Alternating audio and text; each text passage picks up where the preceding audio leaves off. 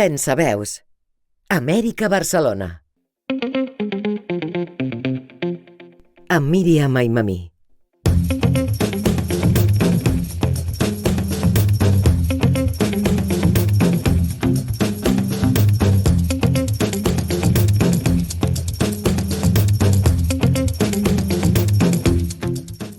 Al llarg del temps, a nivell global, s'han implementat diverses estratègies d'integració econòmica. Una d'aquestes són els tractats de lliure comerç que generalment s'estableixen entre països que comparteixen certs interessos o mantenen relacions comercials.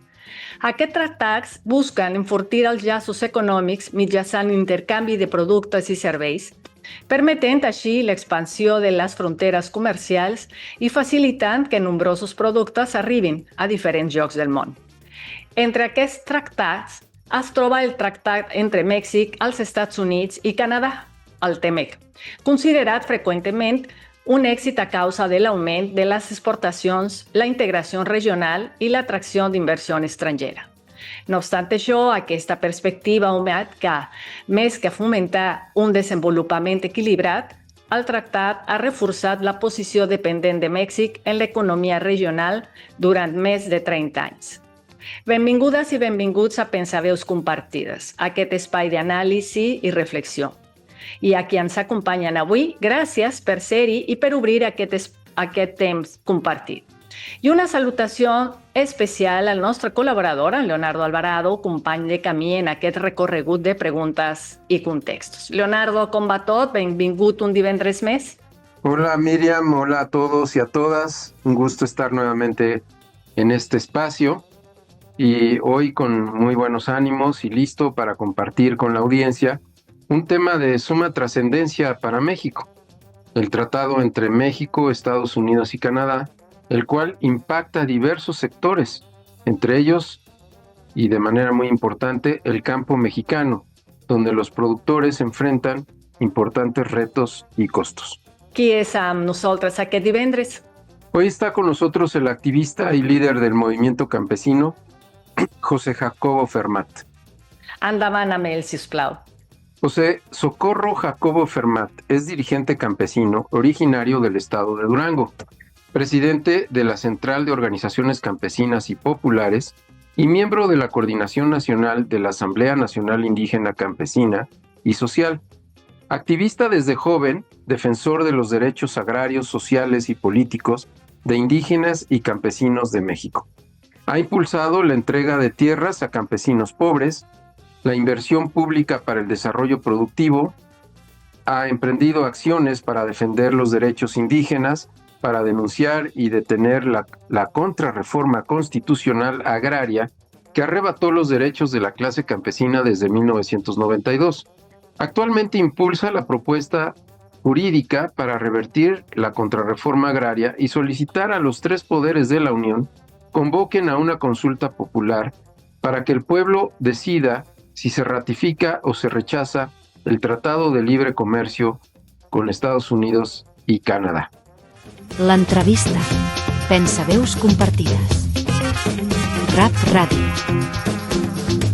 Don José, bienvenido a Rap Radio México. Es un gusto poder conversar de nuevo con usted. Muchas gracias. Buenas tardes. Don José, la revisión y posible ratificación del tratado entre México, Estados Unidos y Canadá, conocido como TEMEC, se ha convertido en uno de los temas económicos y políticos más importantes del 2026. ¿Por qué el campo mexicano es uno de los sectores más sensibles dentro de la revisión de este tratado? Porque impacta en la rentabilidad de todos los agricultores de México, de los pequeños, medianos y grandes agricultores, sobre todo los que producen, los que se dedican a la producción de granos básicos, pero también con los de exportación, porque todo está determinado por las reglas que se fijan en el Tratado de Libre Comercio y por la Bolsa Agropecuaria de Chicago, que es la que de alguna manera establece los parámetros de los precios a nivel mundial. Entonces, esto nos coloca en una situación de desventaja frente a los agricultores norteamericanos que, aunque tienen costos menores de producción, tienen también un alto subsidio del departamento de no tenemos en México, particularmente. No hay el apoyo suficiente para que el productor pueda abaratar o invertir en los costos de producción y poder tener un ingreso económico justo, a pesar de que tenga una alta productividad. Digamos, los productores de trigo, que andan con un promedio de 5.5 toneladas por hectárea, o los productores de maíz, que andan alrededor de 12 toneladas por hectárea, incluso hasta 18 toneladas por hectárea. Entonces, la rentabilidad no se da en razón de que los costos de producción están por encima del precio que se paga por estos productos. Esta es la razón por la que miles de productores se han estado manifestando en las carreteras de nuestro país, en las oficinas públicas, buscando que el gobierno federal absorba las pérdidas de los agricultores, pero donde el gobierno mexicano pues también está limitado. Si bien es cierto, el gobierno federal ha establecido programas de compra de productos, como en el caso del frijol, del trigo, arroz, maíz, leche, soya, lo cierto es de que no tiene un presupuesto o no se ha propuesto comprar el 100% de la producción que se da en nuestro país. Y eso coloca a los productores en manos de los intermediarios o de las grandes empresas que acopian estos productos, de tal manera que el gobierno acopia alrededor del 15% de la producción, pero el 85% está en manos de las grandes empresas. Lo que ocurre es de que el gobierno abre las bodegas para comprar a los pequeños y medianos productores un número determinado de toneladas de cada uno de ellos, y cuando cubre la cuota del 15%, cierra las bodegas y entonces el productor queda en manos del intermediario. Obviamente ese es el momento en el que el intermediario reciba sus bodegas y no paga el precio que el gobierno fijó como precio base, sino lo fija por abajo de ese precio base.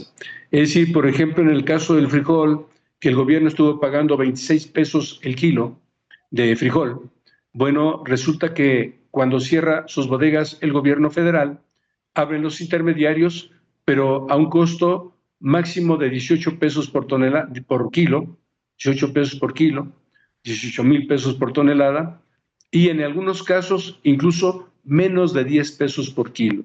Es decir, hay una explotación del productor, del pequeño productor, por parte de las empresas privadas que acopian el grano, y el gobierno federal no interviene porque estamos en el libre mercado. Es decir, no hay una regla del gobierno federal, no hay ley que garantice un precio justo al productor, que regule el precio al gran industrial, al productor, y estamos en el libre mercado, en el salvajismo del libre mercado, en todos los productos, llámese carnes de cerdo o de res, o de granos básicos, o de cualquier otro producto, el cítrico, el aguacate, cualquier otro producto del campo. No tenemos una regulación, el gobierno federal no interviene en ese aspecto, estamos totalmente en manos de libre comercio. Y eso es lo que determina la importancia de la ratificación del libre comercio, que en estos días está planteada como una continuidad de las negociaciones que se han dado en meses anteriores y que estamos en la recta final. Eso es lo que plantea un reto, un objetivo más bien de nuestro movimiento campesino nacional, el buscar que el Tratado de Libre Comercio, antes de ratificarse por la Presidenta de la República, por el Senado de la República, se someta a una evaluación por el pueblo.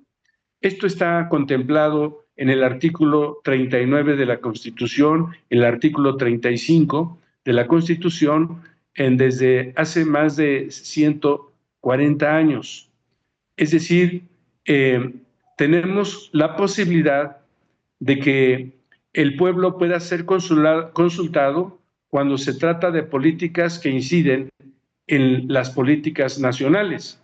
Y esta es una situación muy relevante porque el gobierno, entendiendo que es una situación que va a impactar en la economía, en la inversión, en los precios, en el ingreso económico de los productores, de los trabajadores, en la afectación del territorio nacional con la explotación de sus recursos naturales y minerales, este tratado debe someterse a una evaluación exhaustiva por la población y en el lapso de un año ser sometido a una consulta pública, como lo establece la Constitución, de que sea el primer domingo del mes de agosto del año siguiente, es decir, de 2027, cuando se realice esta consulta y el pueblo pueda emitir su opinión.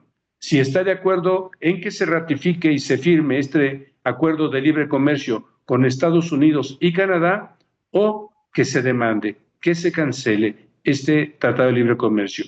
Esa es la situación que tenemos en este momento, dadas las condiciones de abandono del campo mexicano, de privatización de tierras con base en este acuerdo de libre comercio y la modificación a la Constitución que realizó el presidente Carlos Salinas de Gortari en 1992, que le quitó toda la autoridad a las asambleas ejidales y comunales para tomar decisiones sobre la planeación del aprovechamiento de sus tierras, aguas, bosques. Entonces, estamos totalmente desamparados. Por ello, la importancia de que en este momento el Congreso de la Unión, el Poder Ejecutivo y el Poder Judicial convoquen a un referéndum, a una consulta pública para que los mexicanos tomemos una decisión en torno a un acuerdo que se convertirá en una cadena si se ratifica, una cadena que nos va a someter por el resto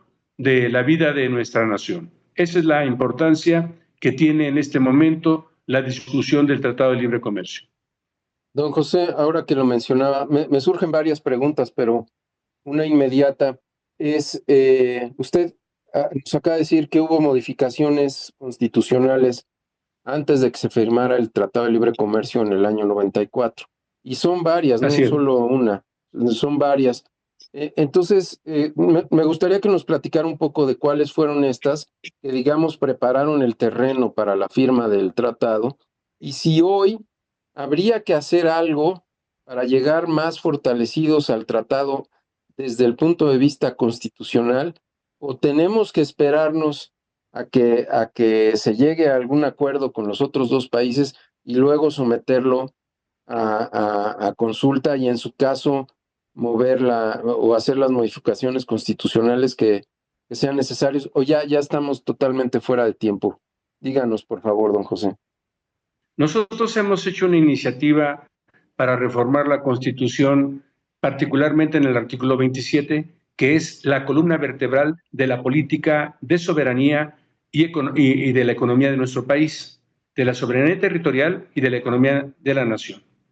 Si le puedo recordar que dentro de las reformas constitucionales se buscó que el Estado mexicano no tuviera injerencia en la creación de empleo, en la inversión, en la industria, en la economía, y que esas tareas se quedaran en manos de la iniciativa privada.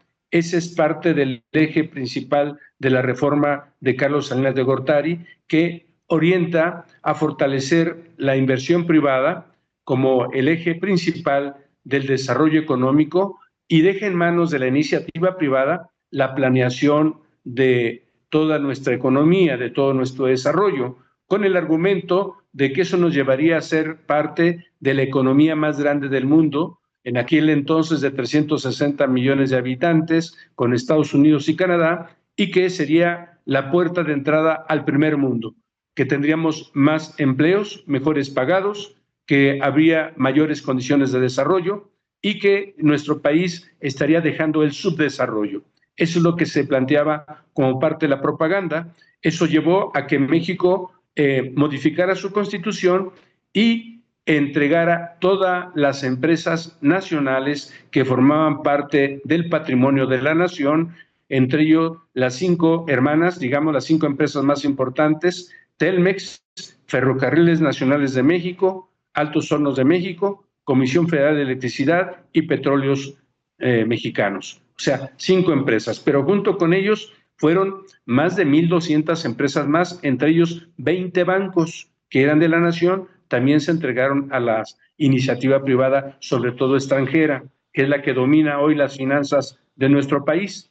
Y todos los fondos de aseguramiento, todas las aseguradoras nacionales pasaron a formar parte también de la iniciativa privada.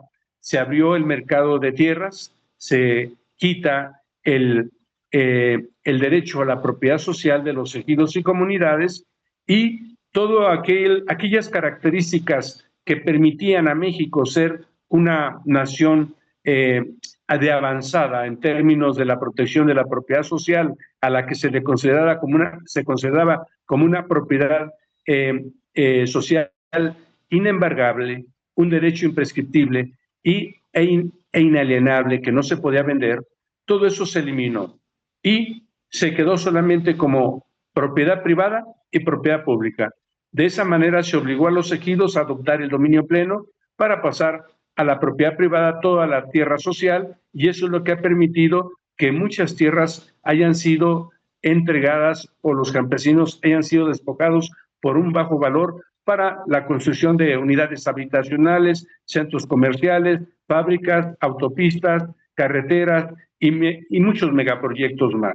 Eso es lo que ha desestimulado a los productores también, en el que pues ya no tienen tierra donde trabajar, hoy son peones o son migrantes al extranjero trabajando en otros campos de la industria o del propio campo en Estados Unidos o de Canadá. Entonces, esa fue la situación que generó estas modificaciones a la Constitución y que propiciaron de inmediato la firma del Tratado de Libre Comercio. Las reformas fueron en 1992 y en 1993 se firma el Tratado de Libre Comercio con Estados Unidos y Canadá y entra en vigor a partir del 1 de enero de 1994. 32 años de aplicación del Tratado de Libre Comercio. ¿Qué resultados? Tenemos una descampesinización, tenemos una disminución en la producción de alimentos, que hoy importamos más del 50% de lo que requiere nuestro país. Tenemos una entrega de los territorios para el saqueo de los recursos minerales con empresas canadienses y norteamericanas principalmente en todo el país, que además tienen como ejes de su protección a los grupos criminales. En todas las minas, los grupos criminales que el señor Trump acusa de que forman parte del Estado mexicano, no es así. Trabajan para las empresas extranjeras como equipos de protección y son los que eliminan a los defensores del territorio, los defensores de los recursos naturales, los defensores del agua y los defensores de los derechos de los campesinos de nuestro país. Eso es lo que tenemos como resultado de la aplicación de este Tratado de Libre Comercio con Estados Unidos y Canadá. ¿Qué estrategias debería de seguir México para proteger a los productores nacionales? Miren, lo primero es que tenemos que evitar que se ratifique el Tratado de Libre Comercio. Si se ratifica, ya no podremos modificar la Constitución, porque el Tratado de Libre Comercio es una ley que está por encima de la Constitución Nacional y por los tratados firmados por México, el Tratado de Bruselas, tenemos obligación de cumplirlo. No podemos hacernos a un lado. Mientras que Estados Unidos tiene una ley interna, que es la ley de aplicación, que le impide sujetarse al Tratado de Libre Comercio cuando vaya en contra de su Constitución.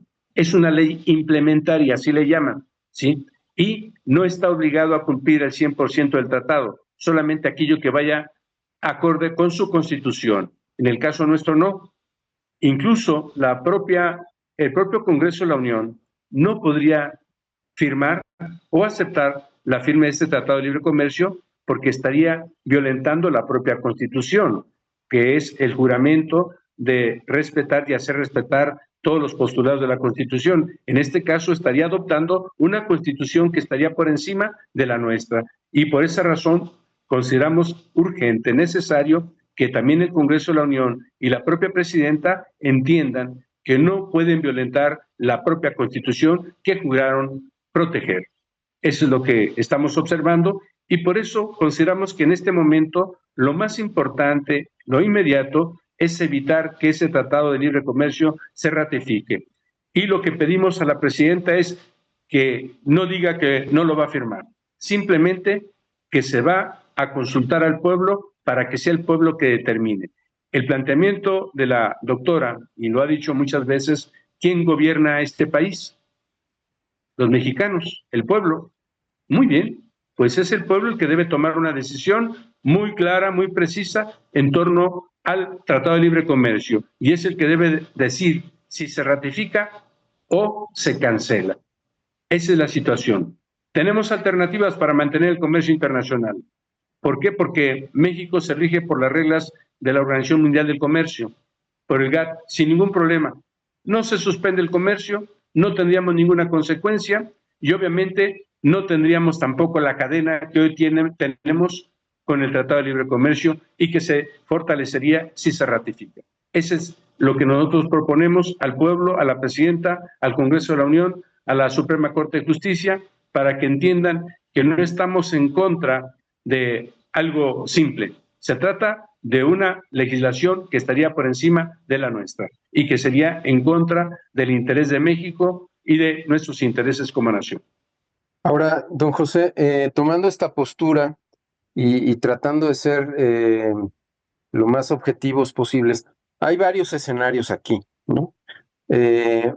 Hay un escenario en el que no llegamos a ningún acuerdo y el tratado se queda como está por otros años, estaría, según entiendo, hasta el año 32, seguiría en vigencia. No, sería hasta, bueno, si se ratifica sería hasta el 42.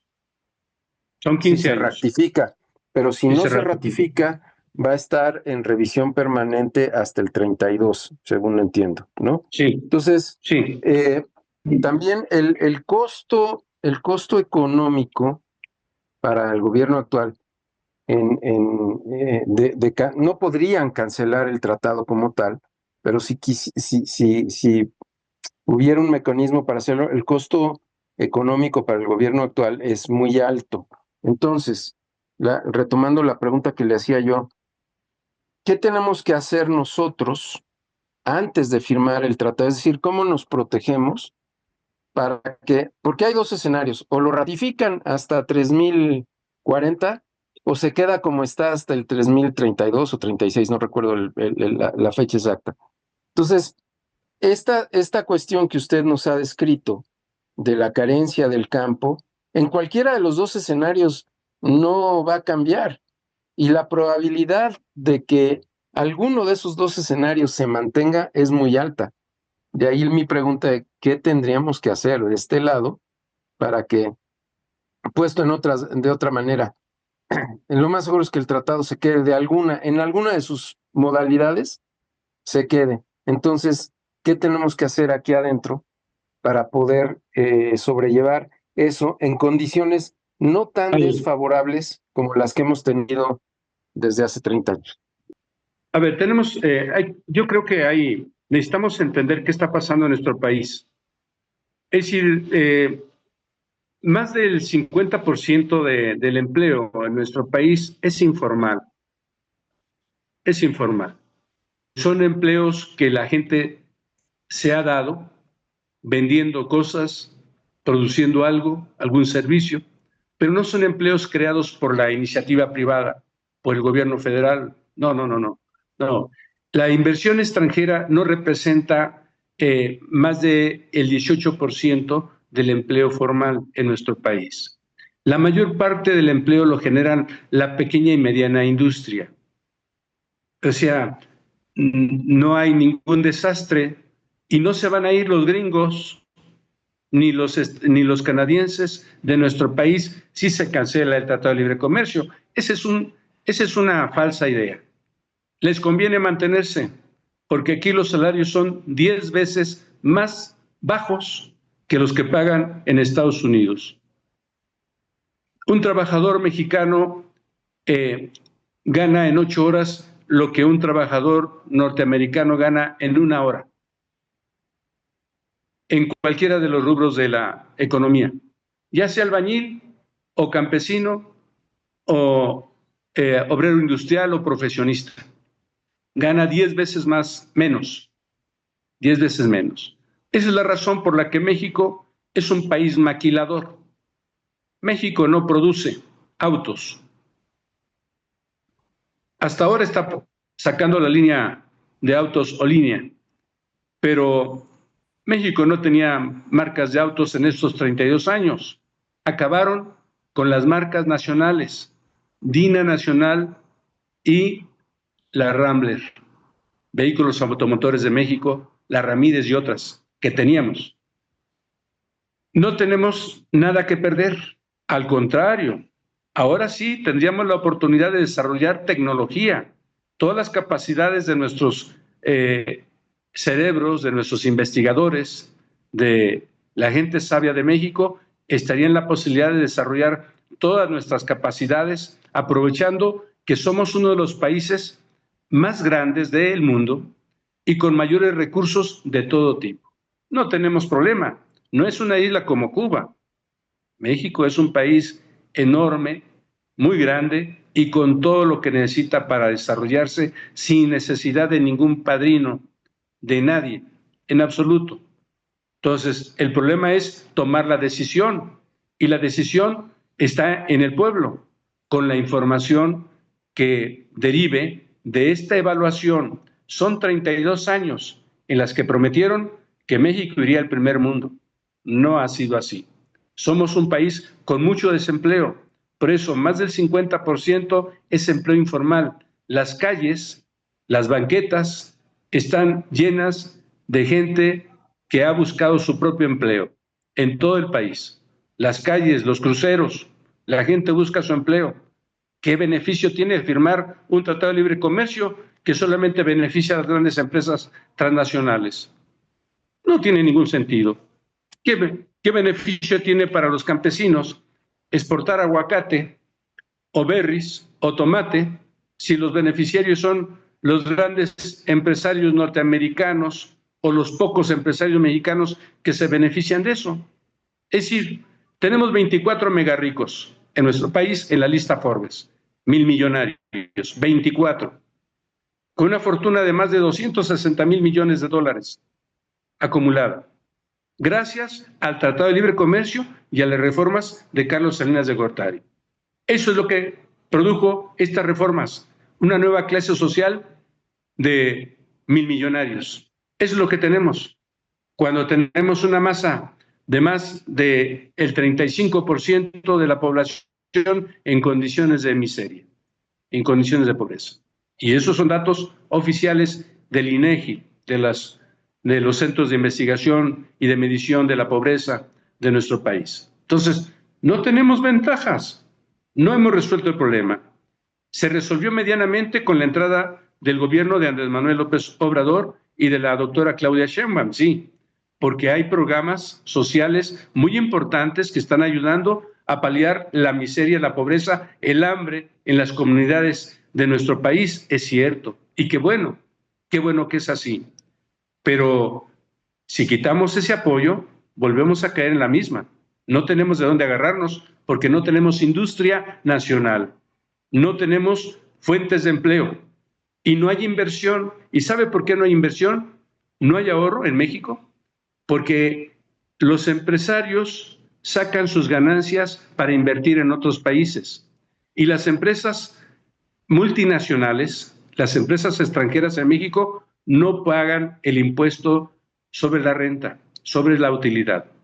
Todos los impuestos, de acuerdo con la propia legislación del Tratado de Libre Comercio, no puede haber, dicen ellos, doble tributación. Y entonces pagan los impuestos en sus países de origen. México no tiene ni siquiera una referencia de cuántos impuestos han pagado allá, porque no los puede supervisar. Solamente informan o dicen que ya pagaron, pero no hay ninguna responsabilidad de comprobar. Y eso hace que México deje de recibir anualmente cientos de miles de millones de pesos que deberían servir para el crecimiento de nuestro país. Por esa razón estamos limitados. ¿Por qué? Porque hasta el Tratado de Libre Comercio permite la fuga de recursos, de impuestos a las naciones de donde son originarias las empresas que invierten en nuestro país. Y, por otro lado, permite a los grandes empresarios nacionales sacar las ganancias de las empresas que tienen aquí en nuestro país para crear empresas y empleos en otros países del mundo. O sea, el problema no es tan difícil de entender. Hay que resolverlo, pero eso implica modificar la Constitución para crear obligaciones y límites a la gran empresa explotadora.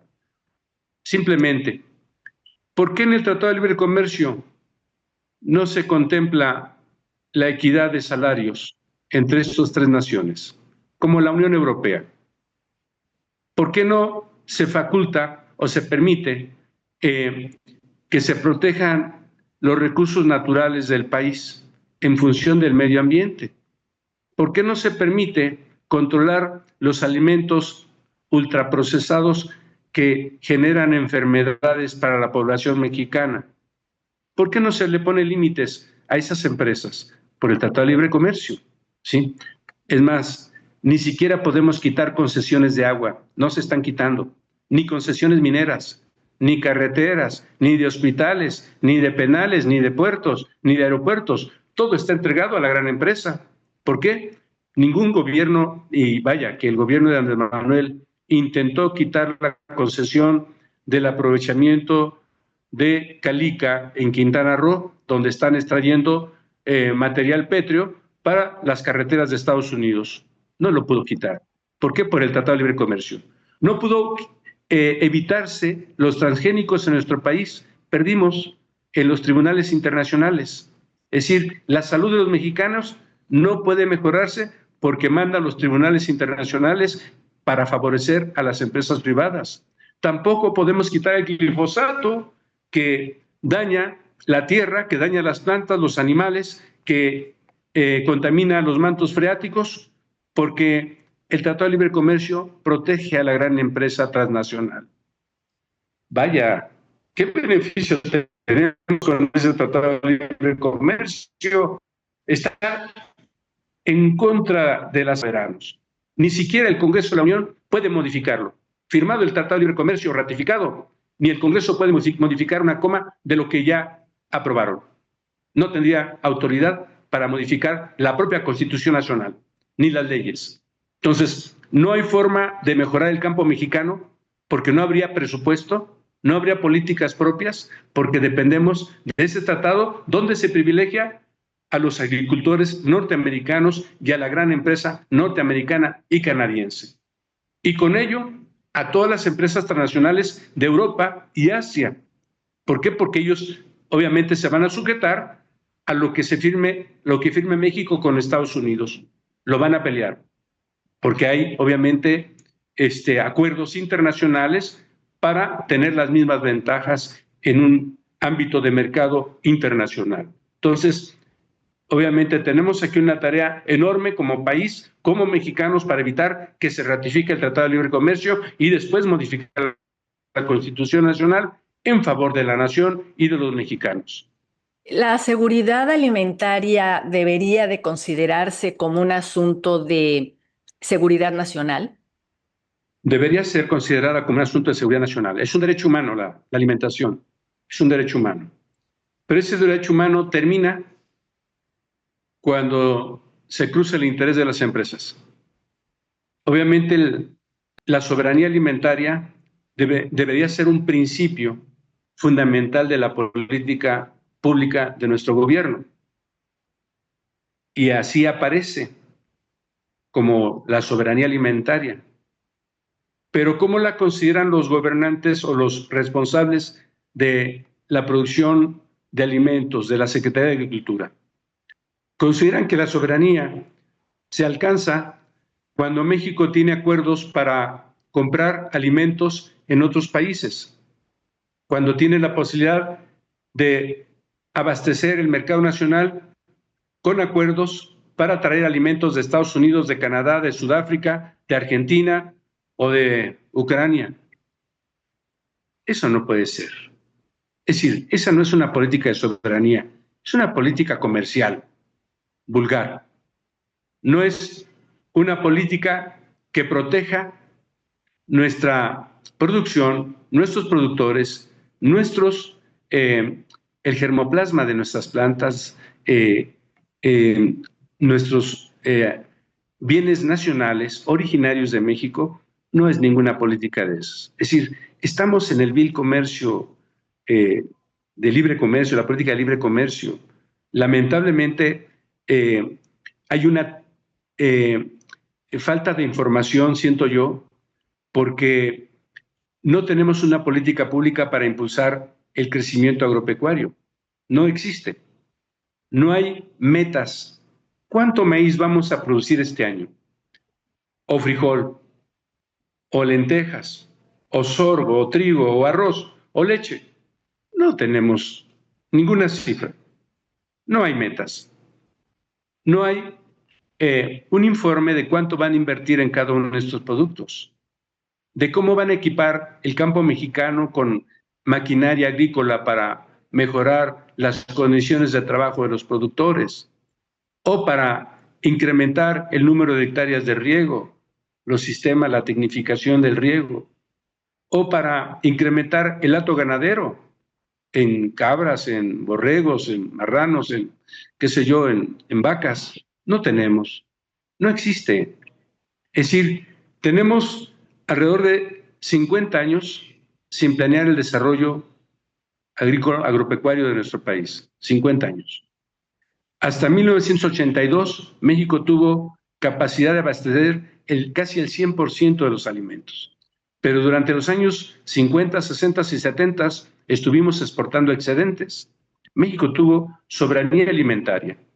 La perdimos con el modelo neoliberal. A partir de 1982, con el presidente de la Madrid, se empezó a desestimular la inversión en el campo. Y con Salinas fue peor, fue un palo terrible. Cerraron el Banco de Crédito Rural, cerró Conasupo, cerró Almacenes Nacionales de Depósito, cerraron todas las empresas de apoyo al campo, todas las productoras de equipo de maquinaria cerraron, se vendieron o se regalaron a los amigos del presidente y quedamos totalmente en la indefensión. Las empresas como Fertimex, Productora Nacional de Semillas, Inmecafé, Conafrut, Tabamex, que eran empresas de la nación para fomentar toda la producción alimentaria de nuestro país, todas fueron privatizadas o desaparecieron. Entonces quedamos totalmente en el libre mercado. ¿Quién abastece las semillas ahora? Pues Monsanto, Bayer, las empresas transnacionales. ¿Quién compra la mayor parte de la producción? Cargill. La multinacional Cargill de Estados Unidos es la principal, independientemente de otras empresas nacionales. ¿Quién compra el café? Pues Nestlé, la empresa transnacional Nestlé. Y así, la leche igual, Nestlé. Entre otros, los cítricos, las frutas, Coca-Cola, Pepsi-Cola, Nestlé, son las que acaparan las frutas por los néctares, para los refrescos, para los jugos, que son los que hacen el negocio. No son los campesinos. Todas las empresas pequeñas y medianas del campo, que eran de los productores, de los pequeños productores, todas quebraron. Con la entrada en vigor del Tratado de Libre Comercio, todas nuestras pequeñas y medianas empresas quebraron. ¿Por qué? Porque llegaron productos más baratos, mucho más baratos. El maíz que llegó tenía más de 8 años de almacenamiento en las bodegas de Estados Unidos. Recordemos que terminó la Guerra Fría y entonces Estados Unidos necesitaba sacar todo el grano que tenía almacenado hasta más de 12 años de almacenamiento.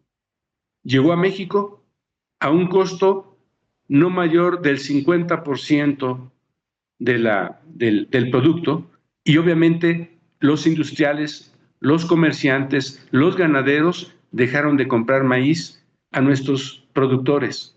Maíz, sorgo, soya y otros productos, leche, todo llegó más barato. Fue una estrategia de de Estados Unidos, del imperio, para quebrar la agricultura mexicana, y en parte lo han logrado. Muchos compañeros han vendido su tierra o la tienen rentada porque no hay forma de obtener o de recuperar la inversión que tienen, o porque simplemente no hay dinero para invertir en el campo. Y el gobierno no tiene políticas para resolver estos asuntos. No tiene dinero. No hay dinero, no hay un banco de crédito rural, no lo tenemos. No tenemos una aseguradora agrícola, tampoco. No tenemos un sistema de acompañamiento profesional al productor para que le capacite, para que le oriente, para que mejore la producción. No lo tenemos. No tenemos un sistema de bodegas de acopio. La maquinaria que tenemos es escasa. Está en manos de los principales terratenientes o de la gente que ha podido invertir, pero el campesino está descapitalizado. Entonces, tenemos un problema enorme como país, como nación, en términos de los alimentos. Somos más de 130 millones de habitantes y hoy dependemos de la importación de alimentos de Estados Unidos. De eso dependemos. ¿Qué tan débiles somos? Bastante débiles, bastante débiles. Nos presionan, nos aprietan un poquito, nos dejan de mandar y estamos quebrados. De ahí la importancia de entender que es necesario recuperar nuestra soberanía nacional, y para ello debemos evitar que se firme, se ratifique ese Tratado de Libre Comercio. Más bien, hay que rechazarlo. Don José, con esto que nos acaba de explicar, retomo la pregunta que le hacía antes. Va a ser muy difícil salirse del tratado. ¿Qué es lo que ustedes le piden al gobierno? Porque otra vez vuelvo al tema de los escenarios, ¿no? Lo ideal sería salirnos del tratado y después, ¿cómo se llama? Implementar toda esta serie de políticas públicas. Usted lo acaba de decir, vamos a necesitar dinero, ¿no? ¿De dónde va a venir ese dinero? ¿De dónde va a venir esa inversión? ¿Qué alternativas viables tenemos? Es decir, se lo voy a poner así, muy de bote pronto. ¿Qué es lo menos malo que podemos hacer para sobrevivir el tratado? Mira, no pasa nada, en absoluto, no pasa nada. Es grilla política. El decir que si no firmamos el Tratado de Libre Comercio, se va a perder empleo, van a despedir gente. O que Estados Unidos va a invadir México. No, México es una potencia en muchos sentidos. Creo que no se valora. Para empezar, hay 40 millones de mexicanos en Estados Unidos y hay una buena cantidad de patriotas allá, de esos 40 millones. Y Estados Unidos lo necesita. ¿Usted cree que las armadoras de Estados Unidos van a cerrar sus empresas cuando aquí están pagando 10 veces menos el valor de la fuerza de trabajo y que sus utilidades se incrementan precisamente por eso? No van a cerrar. Nadie va a cerrar. Van a aceptar el planteamiento de México, que es una política soberana de tomar decisiones en torno a sus recursos, a su gente, a su pueblo, a nuestro territorio y a nuestro futuro. O sea, eso es lo que tienen que entender. Aquí quien manda es el pueblo, dijo la presidenta, y eso decimos también nosotros.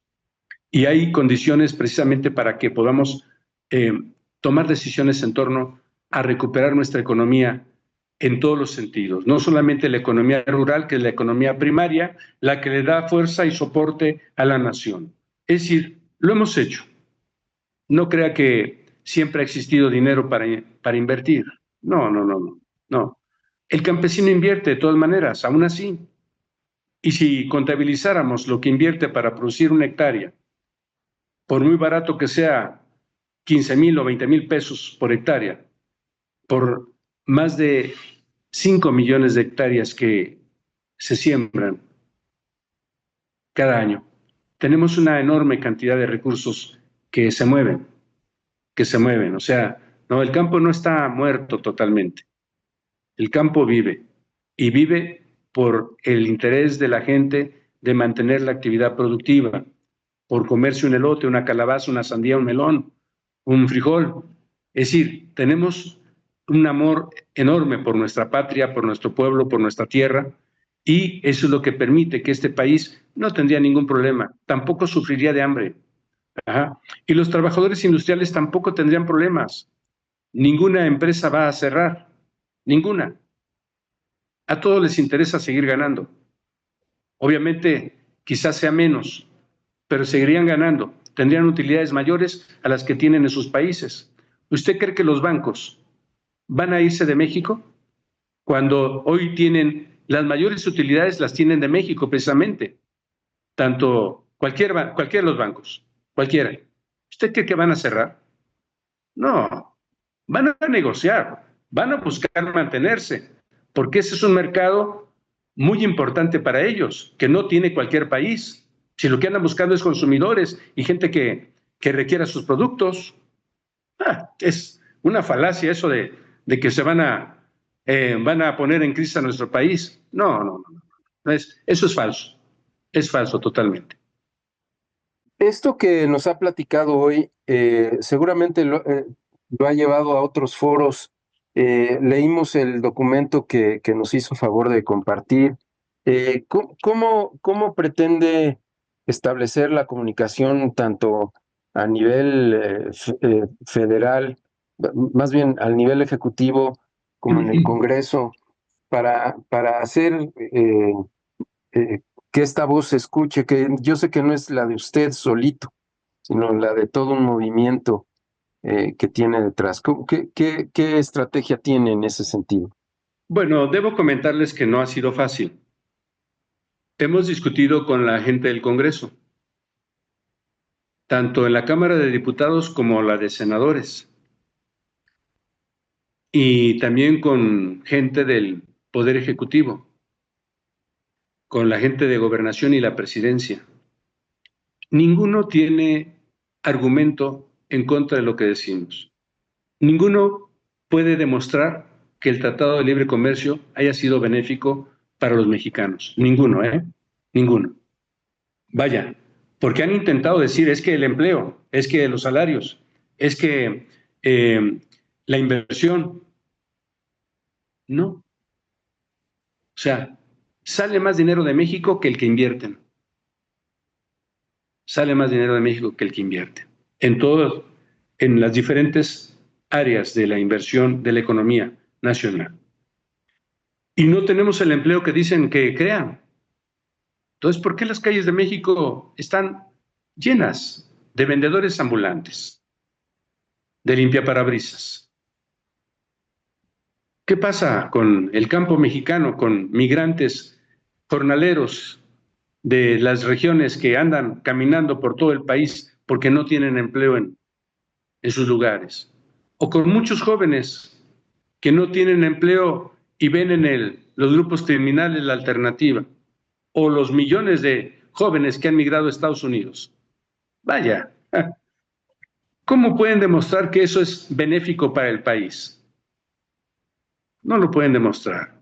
22 millones de mexicanos están afiliados al Seguro Social. Esa es la cifra oficial de cómo está el empleo, de cómo ha incrementado, 22, 23 millones.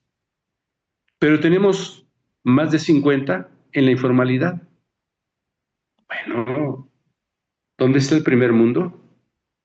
¿Dónde están los beneficios? ¿Dónde está?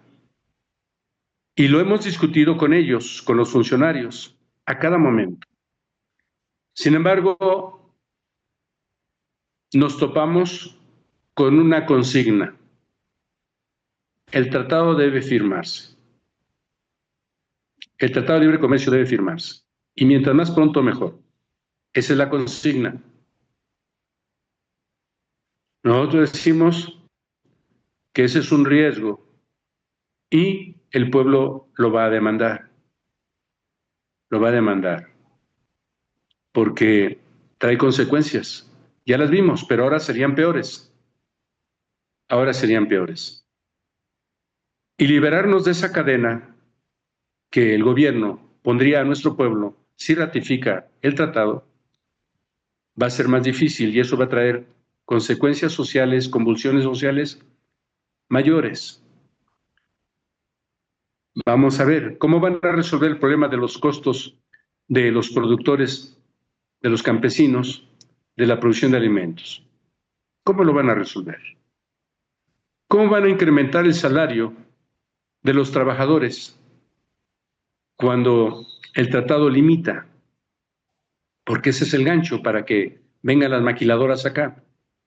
Cuando hay países que tienen de Latinoamérica incluso ingresos mayores que los mexicanos, que tenemos todo. Y sin embargo, hay otros países latinoamericanos que tienen mejores condiciones de vida y trabajo, de ingreso, que nosotros. Tienen otro proyecto, tienen otras formas de negociar y no tienen los tratados de libre comercio firmados que México tiene. Es más, China tiene el mercado del mundo sin firmar acuerdos de libre comercio.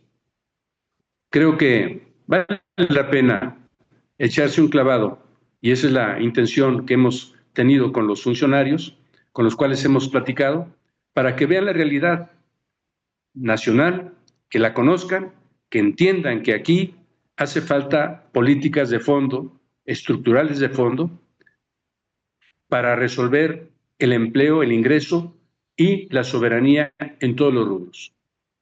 Y esas medidas tienen que ver con reformar la Constitución, recuperar los principios y objetivos de la Constitución de 1917, actualizada a las nuevas condiciones, obviamente, ¿sí? Pero no atarnos a Estados Unidos, no atarnos en un tratado de libre comercio que va a someternos en todos los sentidos. Simplemente el gobierno no puede rechazar ni limitar la importación o exportación de ninguna empresa porque es el libre mercado. Si llega a tomar alguna medida que dañe la economía de esa empresa, la empresa tiene el derecho de demandar a México el pago de todos los daños que le pueda causar el que el gobierno le limite en alguna actividad. Y no es el gobierno, es el pueblo de México el que tendría que pagar por todo, como lo estamos haciendo con ese terrible acuerdo que tomaron los diputados para que el pueblo le estamos pagando. Vaya, hay muchas cosas que hacer en este país y por eso la importancia de tomar decisiones desde ahora. Pues sí, es un hecho que la soberanía no es un concepto abstracto, ni el campo mexicano es solo una actividad económica más. El TEMEC, igual que otros tratados, no pueden ser excusas para renunciar a cómo decidir cómo un país debe generar y planear su desarrollo con visión soberana. La integración económica debería de servirnos para fortalecer capacidades, para proteger nuestras semillas, para proteger los bosques, el agua y garantizar que las comunidades rurales no queden al margen.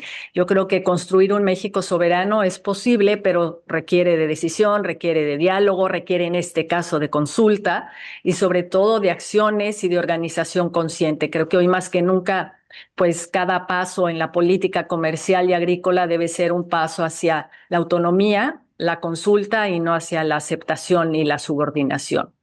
Don José, le agradecemos muchísimo que haya aceptado acompañarnos hoy. Gracias por aportar su mirada sobre un tema tan crucial para el futuro de este país.